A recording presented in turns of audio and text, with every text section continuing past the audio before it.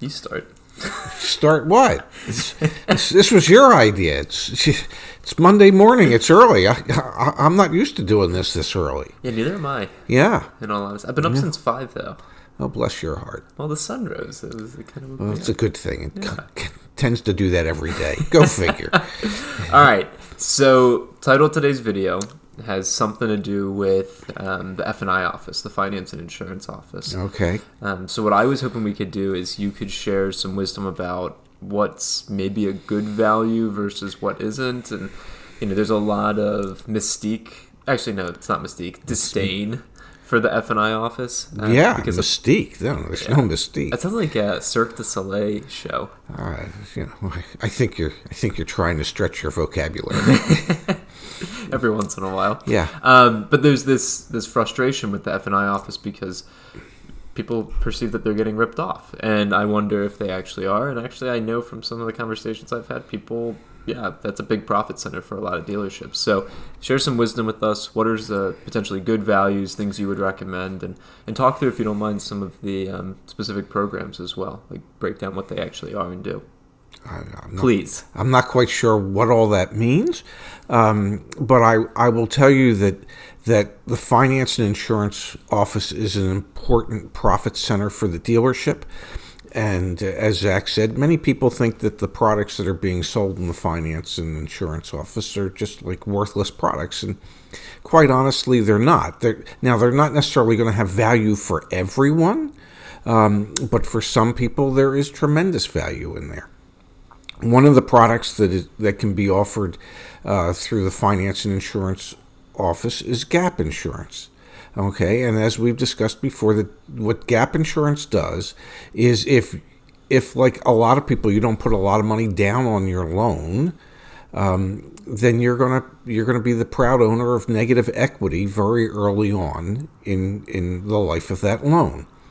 And so what that means is if, God forbid, you have an accident or a tree falls on the car and the car gets totaled, your insurance company is only going to pay the wholesale value of the vehicle, which could be several $1,000s less than what's owed on it. And the gap insurance, covers that gap between what's owed and what it's worth, so that the bank loan will be made whole and it doesn't come from you. If you don't have gap insurance and that situation happens, then the bank can file a lien for a deficiency balance against you, and you could have a new car loan for your next car, plus you'll still be paying on your old car loan because they'll make a new payment plan for you so you can take care of that deficiency balance. So gap insurance has a lot of value. Now, many customers are going to say, well, you can get it cheaper through your own insurance company, or you can shop it around and you might be able to find it cheaper. And that's like anything. That's a possibility, sure. Other things that might make sense, I know in my new car, with the leather interior I have and the paint color I have in my car, I wanted to get, and I haven't done it yet, but I promise, paint and interior protection. The paint protections today are better than they've ever been, and they really do seal the paint and protect them against bird droppings and acid rain and things like that. And so if you value having the exterior of your car looking good, then the exterior paint protection could have value to you. I wanted also the interior protection for the leather in the car, so that the leather doesn't lose any of its luster, doesn't lose any of its color, so it doesn't end up being on the bottom of my shorts. So there can be value in paint and interior protection. Are those insurance packages, or are those like... Those are sold out of the finance office. Okay, gotcha. Yeah. So that's I didn't know that. I thought in the F&I office you get sold these packages that'll protect you if something happens, not to proactively. There's a whole host of products that are available through your finance and insurance office, and it's called menu selling, where they can list all the items for you, and they must. And one of the reasons that they must review these with you is because, well, there have been cases where people have said, had I known it was available, I would have bought it, but they didn't make it available to me, so they sued the dealer. There's only 2 that they have to, from all the legal reading I've done. Okay, well, that might be so, Yeah. but they get the people to sign off on all the items rather than only worry about the 2. They worry about them all. Well, I'm going to disagree with you because for a couple... Okay, because you've spent how many years in the dealership now? So a couple of the clients that I'm sorry.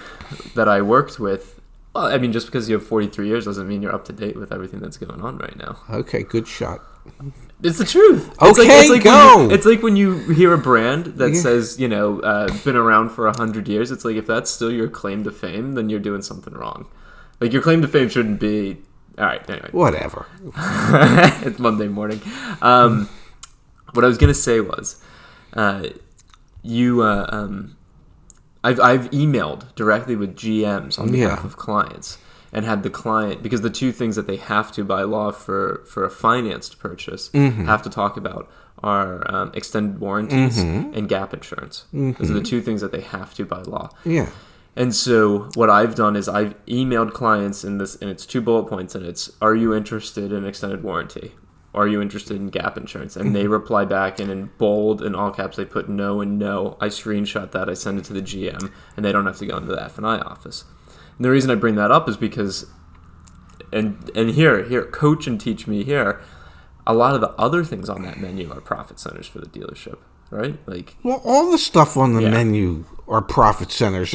There's nothing on that menu that they're selling that they're going, well, hey, this is great. We're going to lose $150 selling you this product. No, they're all profit centers. Yeah. But most dealerships, I'm not going to say all dealerships, but most dealerships do what they call menu selling for the simple reason that they want the people to sign off that they were made aware of all these various products that are available to them. Okay? Because you just don't know who the next guy's going to be or gal's going to be that decides to sue you because you didn't go over the paint and fabric protection, or you didn't go over tire and wheel protection. Okay? So that probably 99% of dealerships today use what they call in the finance department menu selling. And the menu selling is a piece of paper that lists all the items that are available in multiple columns, and what if you decide on everything, how much it impacts your payment. If you only decide on these, how much that impacts your payment. If you decide on less, and down to the very last item. But they go over every one of them, and they have the customer sign it. Now, I'm not going to tell you there's customers that go into the F&I office and just go, I don't want to hear a thing, just give me the paper and I'll sign off that you went over it for me, because that happens. But there are items that are available that people find value in. Extended service contracts or extended warranties. In today's world, with all the technology and all the computers built into the cars and all the screens, once the manufacturer warranty ends, if those things go bad, well, there's nothing cheap about replacing any of them. And so that gets expensive. So I know customers used to ask me, well, should I get an extended warranty? And my response was simple. You try not to go through life without health insurance. Because God forbid anything happens to you, if you get sick, it gets expensive when you're in the hospital. And basically what an extended warranty is health insurance for your car. You hope to God you never have to use it, but if you find yourself in a position where you did or you have to, you're thankful that you have it. Now, that doesn't mean everybody needs it. That doesn't mean that everybody that buys it uses it. But it's like health insurance for your car, just in case. So that's a product that some people go for. You can read any number of articles that tell you, well, you should never buy an extended warranty, or you shouldn't buy it through the dealer. That was going to be my question. Should you buy it through the dealership? Well, if you're buying the one that's underwritten by the manufacturer, Yeah, probably, because that's the only place you can buy it. If you're buying one that's underwritten by an outside insurance company, then you can go elsewhere to buy it. But most manufacturers have their own extended warranties.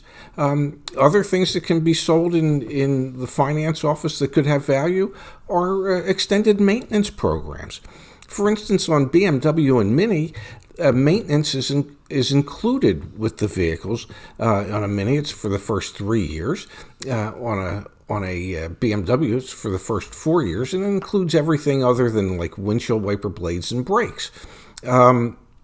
So they can offer an extended maintenance plan that will also include the wiper blades and the brakes, and it'll cover all maintenances up to 72 months or 100,000 miles. And when you buy these programs, you're basically paying wholesale for the maintenance, and you're guaranteeing yourself the wholesale price for the maintenance when it's done, and you're not going to be charged retail for it. And so there's value in that, because anybody that's ever had a BMW or a Mini or a Mercedes-Benz where they might offer this, they know how expensive it is to maintain these cars. So if you're going to keep your car, well, I don't know, you might as well pay for the maintenance at a wholesale level rather than a retail level. So there can be value in that for a customer. There's dent and ding repair. I'm really surprised with the direction you're taking this. Like, I really was under the impression that, and actually it's not even an impression, I've talked to people who sell F&I products. I mean, they make thousands of dollars selling these things, but you're saying that they're good values? It's like, look, you can negotiate the price of them. Oh, you can? Oh, of course. I don't imagine, but here, let me help you with this. Everything in life seems to be negotiable, especially at an automobile dealership. Well, so can you negotiate? So if the finance manager says to you, and here's one of the things that you have to realize: finance managers get paid a percentage of the profit that they produce, and the amount of the percentage can go up based on the penetration percentages of products that are sold. So if their overall percentage can go up because they've reached, say, 60% of extended warranty sales, well, just because they go, well, the extended warranty is $3,995 doesn't mean that they wouldn't take $100 over cost if they had to, so that they could attain that percentage that they're looking to increase their overall bonus for the month. So everything in life at a dealership is negotiable. If the extended maintenance is $695 and maybe that costs the dealership $350, well, just because they're asking $695 doesn't mean you have to pay $695. I had no clue. Yeah, well, that's why you keep me here. Yeah. Okay. So extended warranties, they have a cost. They have a cost to the dealership, and then they have the retail amount. Yeah. Well, there's a spread in there, and that's what I was referring to. Like, yeah. I know some of the extended warranties. The spread's $1,500, $2,000 or more can be, yeah, but it doesn't mean it can't be negotiated. I'm not saying you take everything at face value and go, okay, that's a good value. You take you look at what the products are that they're offering you, and you say to yourself, does that have any value for me? And at what point does it have value for me? If it's $1,500, but I can get it for $1,000, I might be interested. At $1,500, I have no interest. So it's negotiable. Gotcha. All these products are negotiable. Tire and wheels negotiable, dent and ding, excess wear and tear on a lease. They're all negotiable. They all have a cost, and they all have a suggested retail. And it doesn't mean that there can't be a compromise between the cost. I wish I had known that, because when I was going through tires on my car, I had these low profile tires. When I was going through them, and then I bought the tire and wheel protection, yeah. I just paid what they told me it was, and it was a lot of money. It was like $2,300 or something crazy like that. Yeah. And I wish I'd known. I would have been like, no, I'll pay $1,500. I guess what part of the problem is that I've been in the business so long that I just think everybody realizes that everything's negotiable, and No way, man. and It's intimidating. people don't know what people don't know, and I don't know what people don't know, and so I apologize for not having informed you at an earlier stage in your Well, I development. might edit this video so like part of that section comes up at the beginning, because to me it sounds like you're like shelling out. Yeah, go buy this F&I, go buy that, and I get it from like the sense that if you find value in it, then buy it. But it needs that caveat of don't buy it necessarily for the amount they're saying right up front to you. You can negotiate that. Yeah, Which is obvious to you, but not obvious to. This is like the 43 years comment. That is where 43 years of experience. yeah. I is really mean, valuable. I just assume that people would understand that you could, that anything in a dealership seems to be negotiable, and that includes everything that goes on in the F&I office. No, I had no clue. Yeah, I mean, there's certain things that you can't negotiate. I mean, you could say to them, well, I know the state tax is 6%, but well, I only want to give you 5.5%. Well, okay, yeah. the state's not in on that. Okay, I know the registration's $135, but I'm only willing to pay $100. Yeah, no, and yeah, those so things, yeah. those are things that are state fees that aren't negotiable, Yeah. but products that they sell in the finance office, including LoJack and Etch and things like that,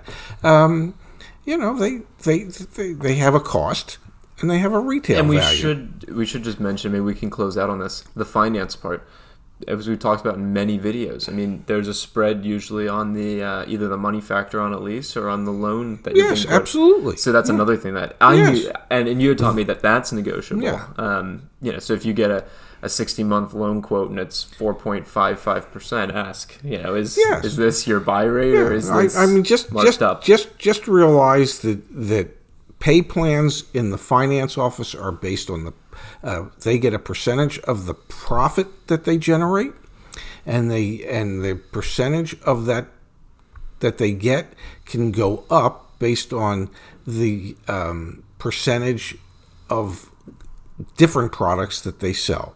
Primarily, the service contracts and the maintenance plans, because they tend to have a higher spread in them. So And they benefit the dealership in the sense well, that people yeah, are especially if with the extended maintenance plans, because guaranteed revenue. pretty close. Well, Yeah. it's already paid for. Exactly, Number that's what one. I mean, yeah. But it normally marries the customer to the dealership for service. So I guess I'll ask a question, and it's more like directed to everyone that's watching. And I don't know if you feel comfortable getting too much into it, but I guess we're about to find out. Maybe we do a whole video talking about like dealership structure and how people are compensated. I mean, I don't know if we want to Yeah, get. we can do that one day. I think that'd be really interesting. Yeah, yeah. and we can use some round numbers, but just to give people an understanding, because what it comes down to is there's intrinsic motivation and there's extrinsic motivation, and I'm going out on a limb that most car people, most people that work in dealerships, are extrinsically motivated. Right, like they like helping people during the day, intrinsic, but the extrinsic of, okay, my compensation's tied to this. I don't know how to break it to you, but just about everybody is Oh no, there's so much research on this, man. okay. Well, you do the research, and I'm telling you, people are money motivated. It's just that simple. And we can spend millions of dollars doing the research, but the thing that motivates the vast majority of people is the money that they're going to make for having done their job. Okay. And maybe I feel that way because I was in an industry that's how people are paid. But I know one of the reasons we didn't have a lot of turnover at the dealerships I worked at is because, well, we always overpaid. If you overpaid, the people stay. That's what I found out. But that's just me. It's not like the research is done is about like happiness and how Yeah. rewarded you are in your job. And, Okay. Yeah. Well, I'm not buying any of that. I cannot Sorry. wait till we hop off. I'm gonna show you this. You can show me all that shit, and I'm telling you it's bullshit. I'm telling you from 43 years of experience of dealing with people, But that's the bullshit. 43 things, man. It's like the Salvation Army. They literally, their slogan is like, been around for 200 years. It's like, great. Tell me something new. Yeah, but they help people, and I get it. I mean, okay. Hey, If you like this today's video. subscribe, okay, or something like that. And if you didn't like this video, well, then write me a nasty comment, as some of you do. And hey, we'll all move on with life. How about that? All right. Thank you, Pops. Was that the outro? I think we're done. Truth is the truth. The truth is the truth.